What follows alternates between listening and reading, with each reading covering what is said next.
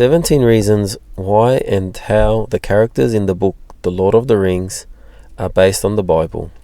Tolkien was quoted to say, "The Lord of the Rings is of course a fundamentally religious and Catholic work, unconsciously so at first, but consciously in the revision." 2. Melkor is Tolkien's Satan. Melkor was the first Dark Lord and source of evil. Originally the most powerful of the Ainur, angels, Melkor rebelled against his creator out of pride. After committing many evils across the First Age and preceding years, or eras, he was defeated and he was banished into the void. Sauron is described as the greatest of Melkor's servants, a demon. 3.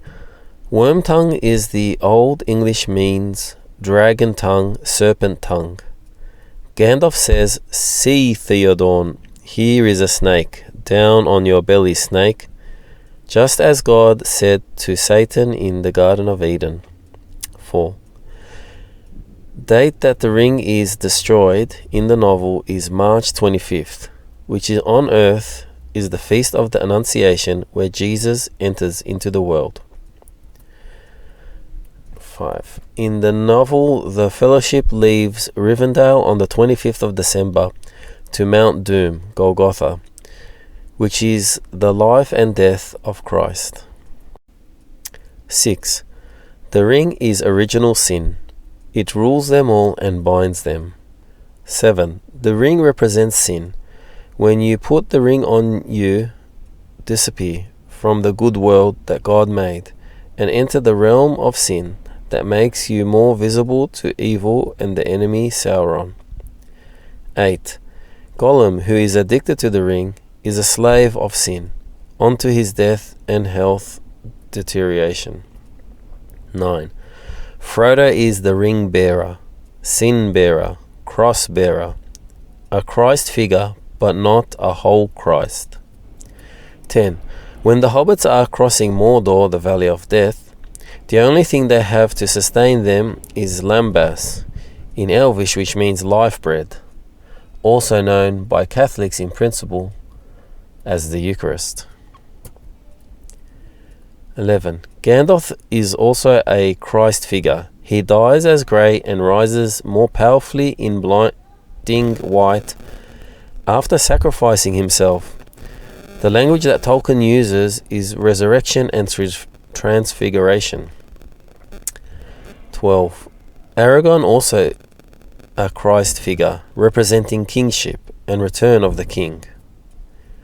13. Aragorn takes the path of the dead, and they say no one who takes the path of the dead will survive. Aragorn is the only person who has the power to release the dead from their curse, as Jesus did when he descended to the dead and opened up the gates of heaven when he died on the cross. 14. The elves are angels who live forever, watch over the world, wisdom and beauty. 15. Boromir represents us, fall to temptation to do evil for the greater good, but he has a holy death, defending his friends, repenting to Aragorn with a confession before his death. 16. Orcs were once elves, kidnapped by Melkor, the devil, who he cruelly deformed, turned into orcs, which is similar to how the angels fell in the Old Testament. 17. The hobbits are humble and simple, the representation of good people. They generally stay at home and don't go on adventures. However, when there is a call to arms for the moral good, they take their chances and do the right thing.